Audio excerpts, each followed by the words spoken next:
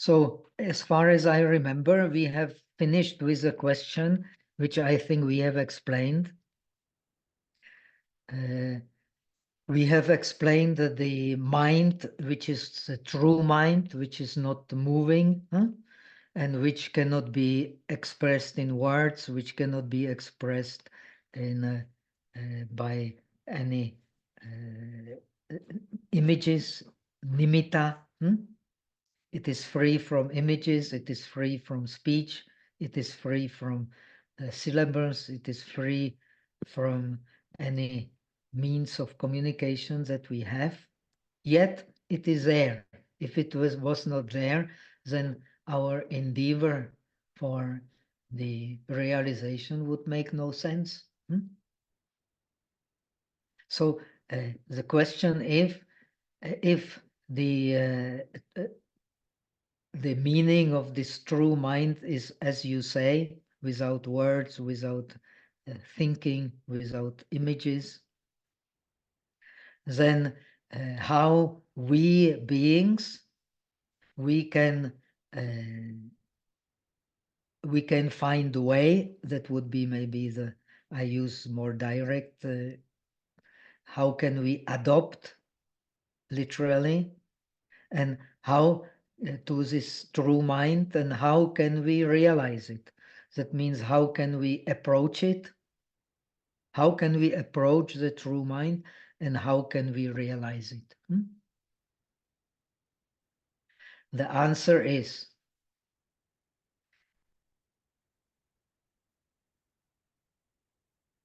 when we know that all dharmas, even all phenomena, even we speak about them, still when we speak about them, there is no real speaker and not real something that can be taught, can be pointed out, can be explained. Even though we nian, this is a wonderful Chinese term, nian, even though we think, but very important in Chinese, nian also means to think, and it also means to remember. I think last time we mentioned. So when we think, we actually are remembering. We are remembering uh, the images that we have implanted in our mind. So the thinking is in a way remembering, because we can only think about images, that is perception. And when we think about images, we receive these images, and that is feeling, that is sensation. So our thinking is based on our perception and our sensation. And this perception and sensation, they move the mind. That's why they are called chitta samskara. They put our mind together. According to them, we like or dislike, we want or not want, we uh, create our reality on these relations. This should be very clear. Now,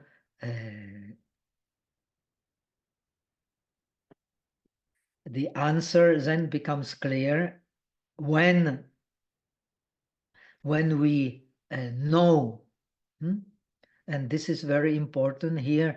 The know has a meaning of knowledge by hearing, knowledge by contemplation, knowledge by meditation. It is not so easy to know. When we know that all the phenomena, even though we speak about them, we cannot but speak about the phenomena. We are social beings, especially we humans. We are social animals. And we are social animals in the sense that our communication is much more developed than the communication of other animals. And this communication, the with oneself and with others, this is our advantage of being the human, because we can communicate with ourselves and with others on the much deeper level, not just by uh, based on instinctive thinking. So animals also have some kind of germ of this ability to go beyond instinctive thinking, but they are completely dominated by this instinctive thinking. But we humans, we have, due to our developed way of communication, developed language, we can grasp the ungraspable.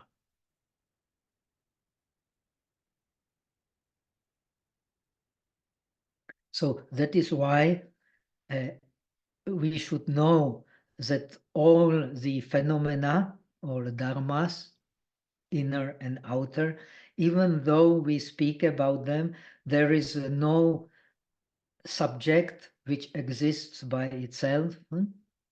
The founder of the modern Western philosophy, as you know, the Descartes, he starts with investigating the certainty. We have to start with certainty. This is beginning of science. Beginning of science is certainty is I think, therefore I am. But this is a great error which has developed also the materialistic attitude of the modern science. The that what we think about is just that matter, and what really is uh, important is a subject which thinks. And because the subject exists, then the thing makes sense. But the subject is not real. The subject is a process. Thinking is just a process. And if there is a real subject, then this self would not change. But the self that we experience is changing all the time. So there is no, even though we speak, there is no really subject which is speaking and which does not change. That means while that means the one who is the owner of this impermanent mind, he is always there, but he only appears with the impermanent mind. Otherwise, there is no real subject whatsoever. The idea of subject only appears when the mind moves. I am thinking. When the mind does not move, then who is thinking? Now, I think I have mentioned also in the Sanskrit language, to think means dia also, among many other words. Sanskrit is incredibly rich language. Just like Chinese, thinking has many, many different words like nian. So when we think, so we bring the reality and differentiation, which is the mind. Mind is that which differentiates. We bring it to being. But the subject of this mind which thinks is not something which does not change. When we think, it's always the subject is changing together with the object we think about. So there is no real subject of thinking and no real objects of thinking, because when the mind changes, the things also change. It is impossible that the mind does not change and the thing also does not change. The things change when the mind change. So this realization of one mind is very, very important. So there is, even so we speak, there is no real subject speaking. Even though we remember things, we think about things, we differentiate things, there is no real thinker.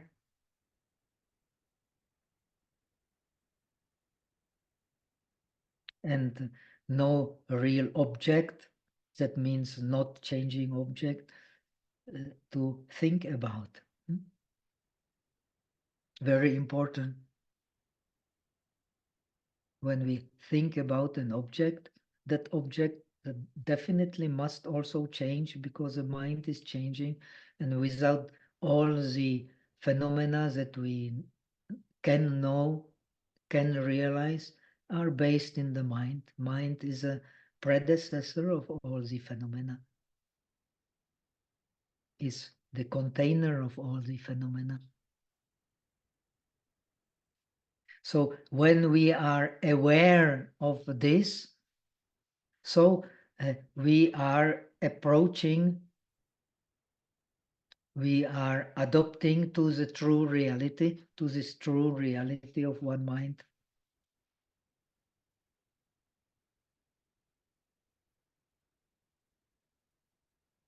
And when we do not think, when we do not remember anything in particular, then it means we are attaining the true mind. So what does it mean? This means that uh, this it is explained later. We will learn it. Maybe today we won't come to it, but we will learn that this true mind has no beginning, and that is a beginning of mind. No beginning is the beginning of the true mind. This is a teaching of the samadhi of one formation. This treatise is teaching the samadhi of one formation. Samadhi of one formation is understanding that when we do not think, when we do not remember anything, so we are, so to say, adopting to the true nature of the mind, or we enter the true nature of the mind. And this happens moment by moment, but only when we do not think. When we think, so then we lose this precious moment of entering the true reality, which is without differentiation we can hold to. And this is the beginning of thinking. Beginning of thinking is no thinking. When we don't think, we come to the beginning of the thinking. And when this is a realization, then we have the non-dualistic realization. And according to the scriptures of the transcendental wisdom or of the great wisdom, no matter whether we practice the practice of the disciples, when we practice the practice of the Buddhas for themselves, when we practice the practice of the bodhisattvas, without the experience of the non-dualistic reality, we cannot have, we cannot speak of any true body. So uh, to the realization of the true body belongs the realization of emptiness. As you know, in the Sanskrit tradition, as opposed to Pali, in Pali, we are subjected to ignorance, which is explained as the perversion of the mind, because we consider the impure as pure, which is a body. We consider the that which is not lasting happiness as lasting happiness. That is a sensation, understanding sensation. Sensation is impermanent and cannot bring a lasting realization if we hold to the object of sensation as real. Then the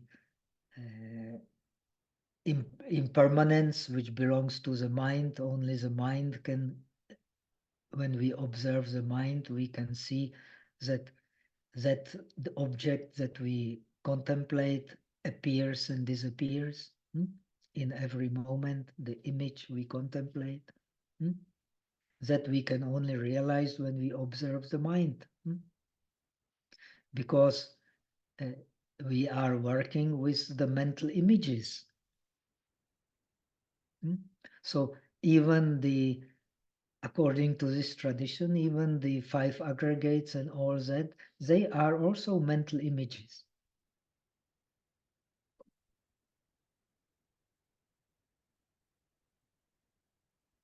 And when the mind gives rise to the image, then it is an impermanent mind. So when we understand impermanence, we understand the perversion of seeing permanent in the impermanence. It is mostly the mind as being the true subject, which does not change. And in a Theravada tradition, then pure as impure, the impermanent as permanent, the suffering as lasting happiness, and the the non-self as a self. That means the dharmas. Dharmas is not non-self, and we consider them as a self. In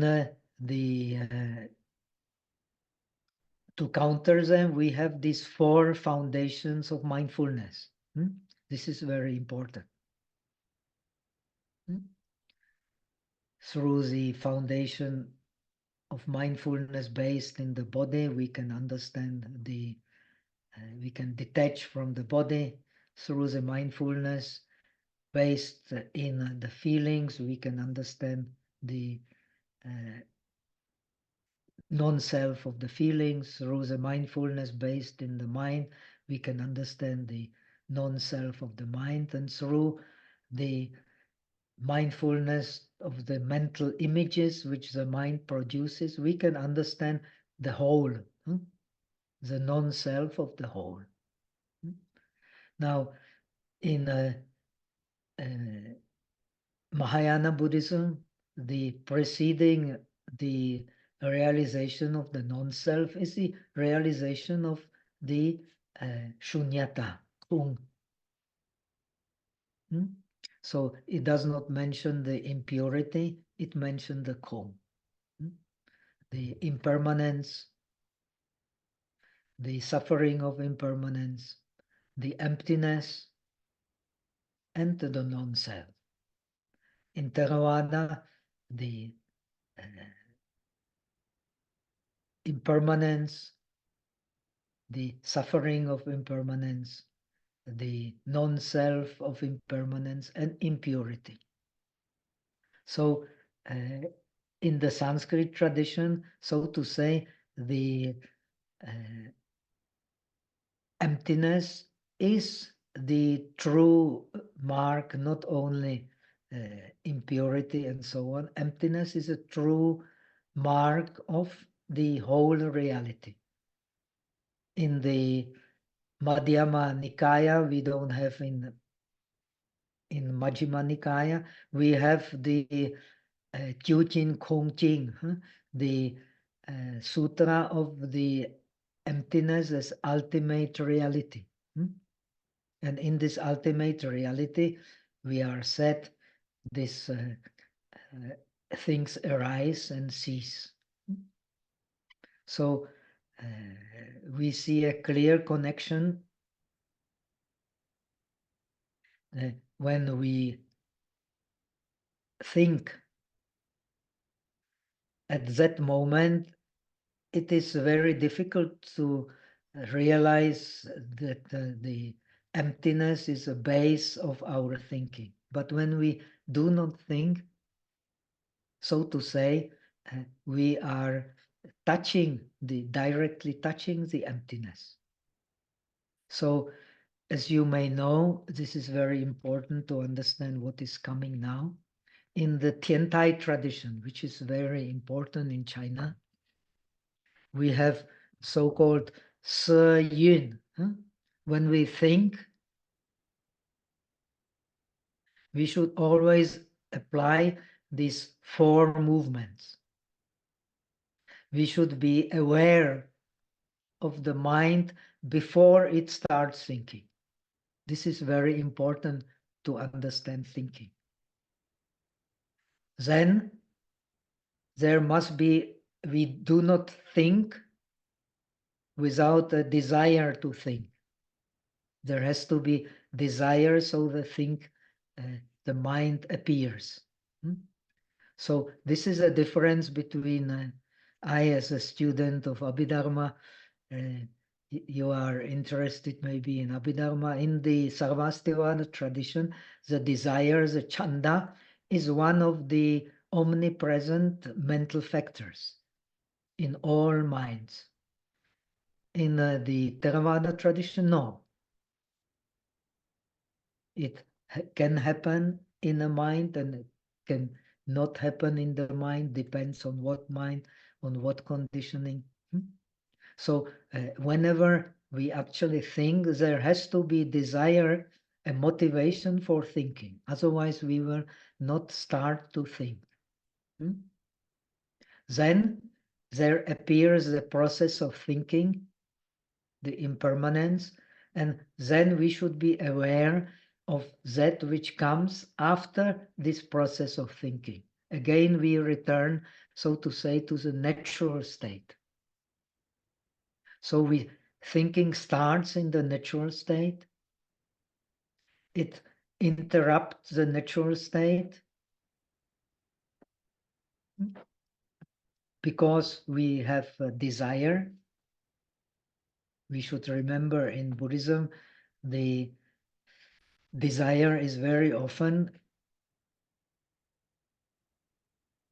synonym of clinging. Chanda is very often synonym of abhijja, the clinging. When we think, so there is already kind of a hidden tendency to cling. And this in the Sanskrit Abhidharma is this desire to think has to be there, that we start thinking. If there is no desire to think, then we don't start thinking. Very important factor. And desire, as we know in Buddhism, is the cause of the samsaric existence. The cause of existence in ignorance. So the Tiantai tradition, which is based on the Transcendental Wisdom Sutras in China, translated first by Jimo Lorse, Kumarajiva, and he also translated Nagarjuna's commentary to it, Tajatulun, the Shastra of the great wisdom, of the parami, of the perfection of great wisdom. They explain very clearly this kind of process of thinking. There, we have to be aware of the natural state. We have to be aware of the desire which interrupt this natural state. Then we have to be aware of the process of thinking, which is a kind of continuity in desire, in impermanence. And we have to be aware of the return to this natural state. The four stages, which are called in Chinese Se Yun. Yun also means transformation. The mind is a transformation. Very important. The mind is that which transforms our existence from one state into another.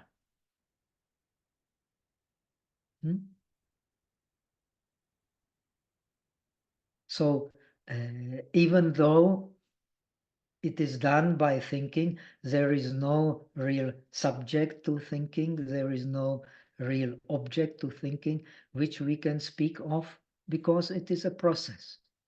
There is not I think, therefore I am, but I think, therefore there is this process of thinking, which is very helpful, starts with non-thinking, so to say, and goes back to non-thinking. This stage of non-thinking in Theravada Buddhism is called bhavanga, the state of literally cause of existence. Bhava means existence, anga means cause. So we start to think.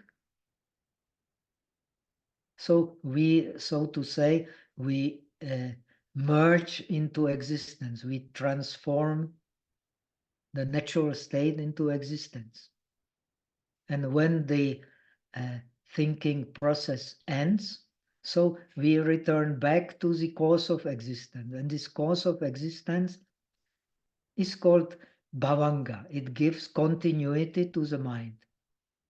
And this bhavanga, according to Xuanzang, according to Asanga, also, they is a synonym of alaya. That which has continuity is a mind which dwells. Dwells where? Dwells in the body. That which dwells in the body dwells in the world.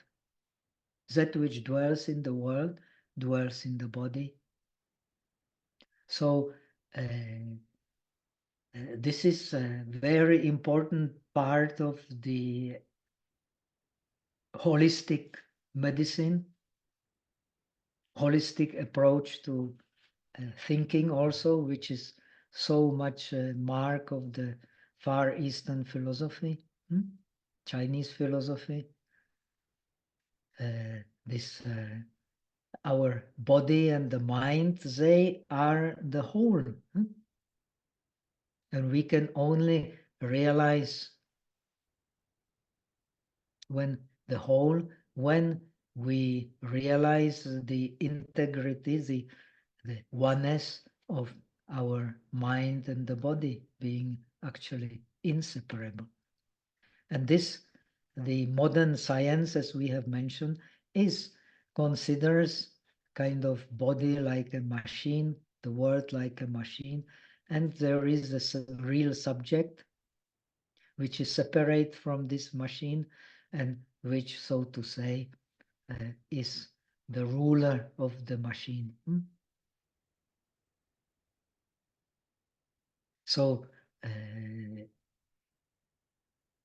we are coming to this real understanding of this our own true mind is when we know there is no real object, no real subject, no real speaker, and no real speech which it speaker produces, no real thinker, no real thinking, no real objects of thinking which the thinker thinks. This is when we are aware of it by wisdom from correct hearing. We have to hear correctly about the non-self in order to realize it. If we have not heard correctly about the non-self, we will not bother to realize it. When we hear correctly about the non-self, we will contemplate about the non-self. Now, in the system of the uh, early Abhidharma, the realization of non-self is a realization of the non-self of the person, Pudgala Nairatmya. Now the situation is changing. We are now in a non-dualistic understanding of the process of meditation, of the process of realization. And the emphasis shifts from the non-self of the person to the non-self of all the phenomena. According to the Satipatthana Sutra and Satipatthana Sutra commentaries, we have to realize the selflessness of the phenomena in order to realize really the selflessness of the mind, selflessness of the body, and selflessness of the sensations. Because the selflessness of the phenomena, it includes everything. Phenomena includes everything. The body is a phenomena, the sensations are the phenomena, the mind is a phenomena, and what the mind produces, the images, and on the base of these images, the differentiation, they are also the phenomena. But these images, they include the whole of reality. The body is also an image. When we investigate it part by part, this image will disappear. The sensations are what this body wants to enjoy, and it is also based on images.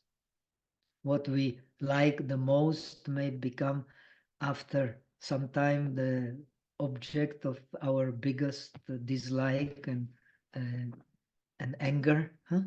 We might have all experienced that. The powerful liking can bring the powerful disliking. The small liking will not bring a powerful disliking. The powerful liking will bring the powerful disliking. This is in our history also. This is in our own experience. This is the paradox of us human beings. So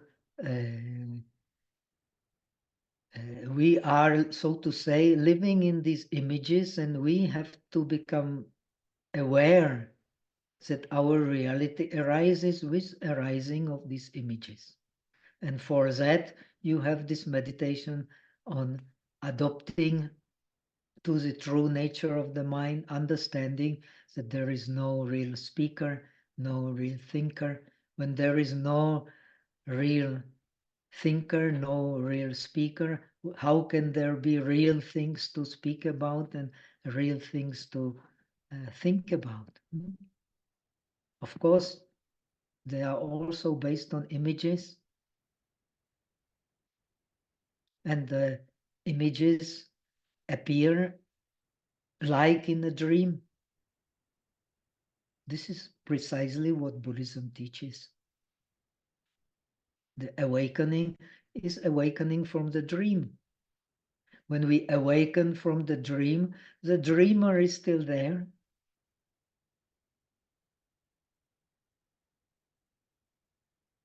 But we see him as unreal.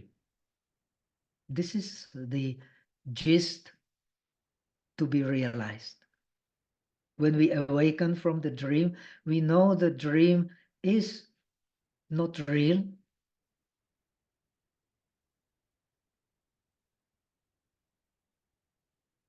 but the dreamer continues. These images which we produce after dreaming, they are also same objects of liking and disliking, of holding to the subject, holding to the object.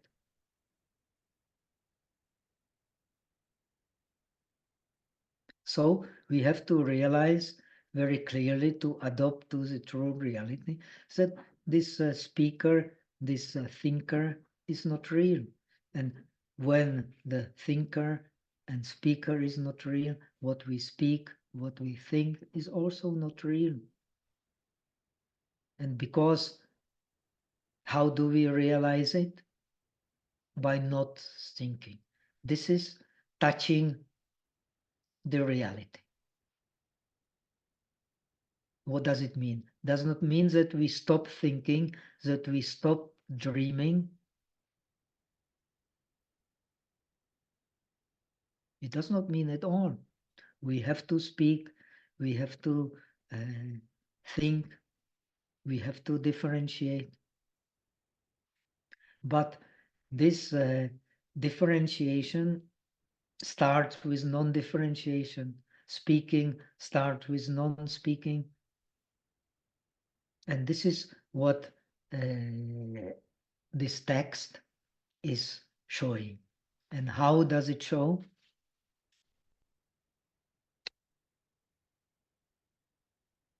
When we already speak about the suchness,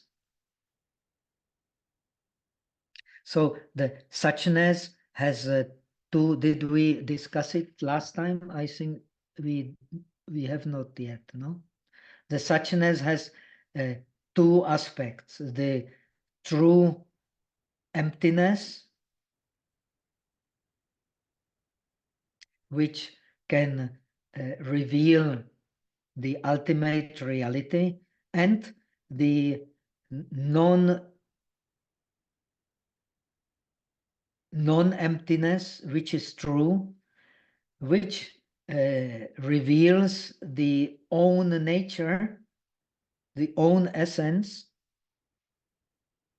of this suchness, which is the virtue free from inflow and outflow of impurities. We have already explained it, I think.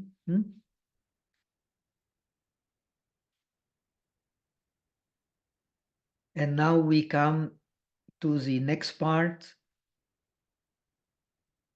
So we should realize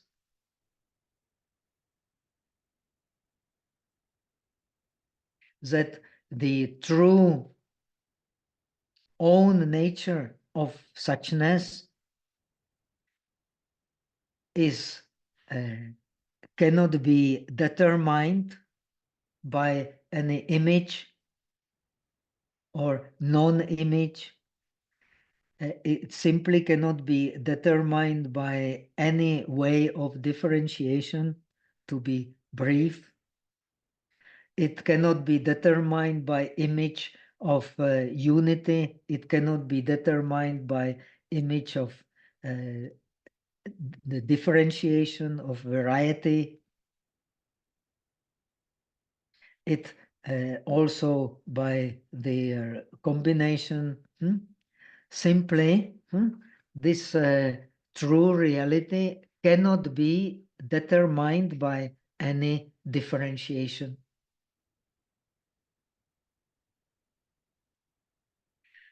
And therefore, Generally speaking, we beings, we, when we start give rise to uh, Wang Xin, when we give rise to the illusionary uh, mind, which relies on differentiation, which relies on clinging. These are the nature of our thinking in the world. We rely on the truth behind differentiation. We rely on the uh, truth behind our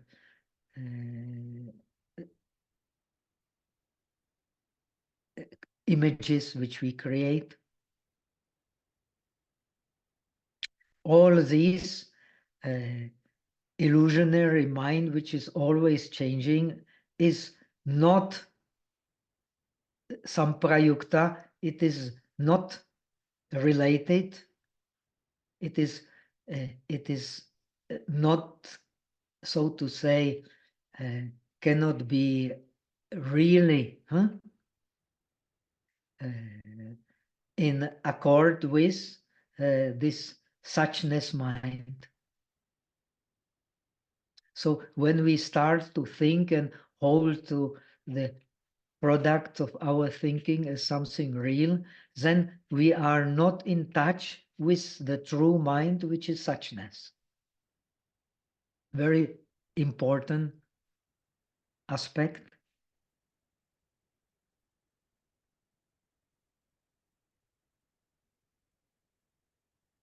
Therefore, we speak of this true suchness as being empty, uh, which means that when we leave the illusionary thinking, there is nothing that can be emptied. Because why? Because in that time when we do not think, and we should be aware of this moment, at the time when we do not think, and according to Abhidharma, every thinking starts from non-thinking and ends again in non-thinking. This is very important to realize. Every thinking starts in non-thinking and ends again in non-thinking, and arises again from non-thinking and comes back to non-thinking. This non-thinking is a continuity of the mind. It is the mind which dwells in the world. It is the alaya, and it is the cause of our existence. It is the mind with which we are born. It is a mind after we are born, which guarantees our continuity until death. And it is a mind with which we die, and we are reborn in another state of existence as long as we hold to it as being real. Very important. That is a karmic mind. We will learn in the coming paragraphs. That mind which moves is the karmic mind which creates our reality, creates the impression of the real subject and the real object, the real speaker and the real what is spoken about, the real thinker and the real things that we think about. So when we stop thinking, there is nothing which can be really emptied, because it is the emptiness itself. And this emptiness itself, you cannot say that it exists. You cannot say that it does not exist. But if it is not there, nothing really makes sense. Because from that state everything arises. And that state has no beginning. The non-thinking has no beginning. This is explained, we will explain in the next talk. What has beginning is based on thinking.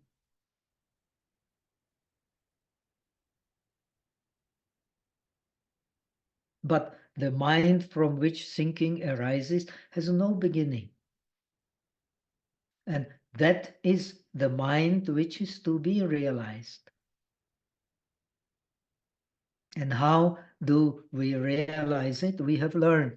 We realize it by appreciating, by true hearing, by true contemplation, the mind which do not think. We do not appreciate the mind which does not think. And that is precisely the weakness of the modern civilization, especially the Western civilization. No appreciation for the mind which does not think.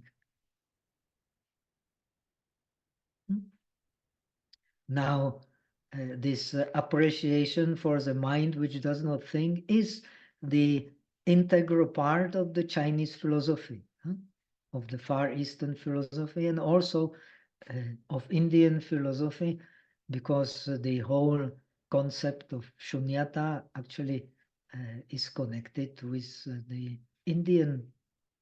uh, Indian invention of zero. In China, we have the Wu-Ji, also the non, but it is not quite the zero. It is not quite the same, but it can be easily related. That is no problem, but it's not quite the same. Because Wu-Ji and the yin and yang, they cannot be separated. But the emptiness as is the mind which includes everything.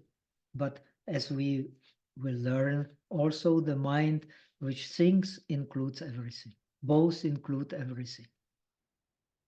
And both are based on thinking, because thinking is actually real thinking, is no thinking. And in thinking, we should be aware of no thinking from which the thinking arises. So the emphasis is on mental. This is a Buddhist emphasis, the mental aspect.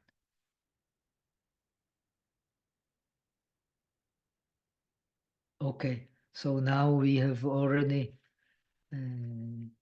transgressed the time.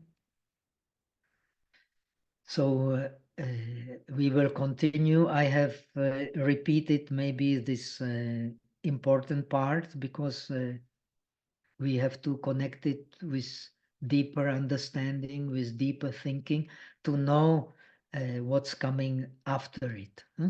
And what's coming after it is very important for, especially for the Zen tradition, comes a term as uh, the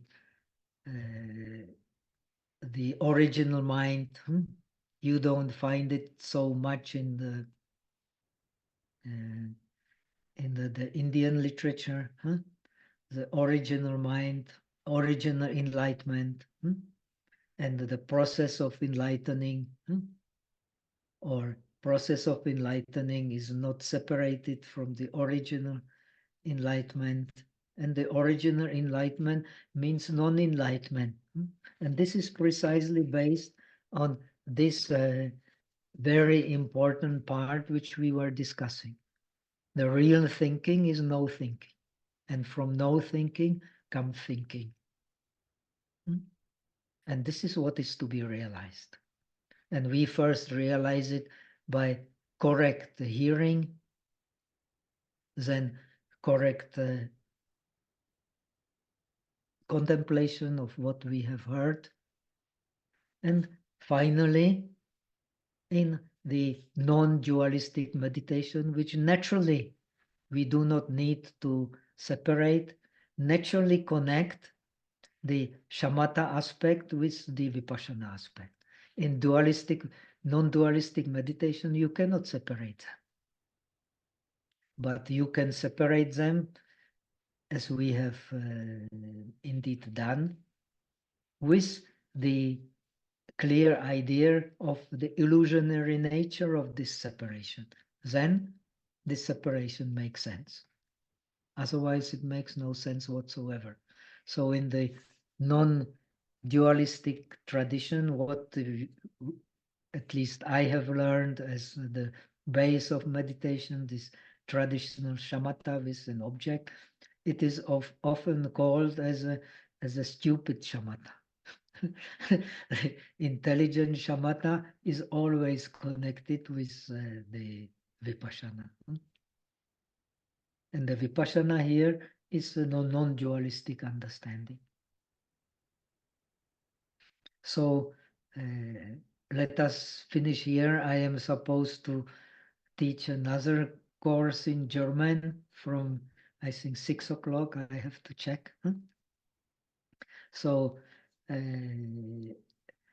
let me take a little rest. We can transfer the merit for the benefit of all sentient beings.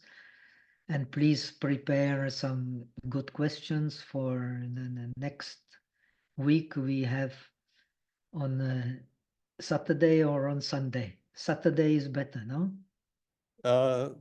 Same, Father, on Sunday, on 5th May, I guess. May the 5th. Okay, let me write it down, huh? Okay, I will remember. So again on Sunday, huh? Yes, Father. So in this case, I will do with the German group on Saturday. Huh? That's so that I can have, or I will do on Sunday. Anyway, that does not concern you. That I will discuss in the evening with the German group. And so let us finish here, unless there are some very urgent questions you would like to discuss. But better let us think about what we have learned. Now, I have also mentioned these 4 stages of understanding thinking in Tiantai tradition. They are very important. So we should bring into our awareness the true base of thinking, which in this treatise is a non-thinking. When non-thinking and thinking merge together, we have alaya. And this is what we are. The mind which dwells in the body. So normal meditation is realizing the non-self of the body, then realizing the non-self of the feeling, realizing the non-self of the mind, which feels, and the realization of all the phenomena that mind produces as non-self, which include everything, because everything is created by the mind. But here in this meditation, the true understanding of meditation and of philosophy starts with understanding the non-thinking, from which the thinking appears. Very wonderful thing. And this non-thinking is same as far as its nature is concerned. What divides us is thinking. As far as nature of mind is concerned, no matter whether animals, gods, or denizens of hell or whatever, is the emptiness. And emptiness is something which neither exists nor non-exists, which neither arises nor non-arises, which is neither eternal nor uh, comes to annihilation, which is neither pure nor impure. It is simply something which is there, but we cannot grasp it. When we grasp it, we can only grasp it with the illusionary mind. When we penetrate the illusionary mind, which is our world, the world of beings, which is one mind, we realize everything. This is a non-dualistic meditation because reality is only one, the reality of the mind. Okay, so that much for now. 愿以此功德不计一切，我等一众生皆空成佛道。May the merits of this Dharma spread to all beings so that we attain the state of supreme realization. Om Mitoba. So have a nice, you have all the Sunday night, we have still the Sunday afternoon and Sunday night, and we continue talking on next Sunday, 2:30, as usual. And we continue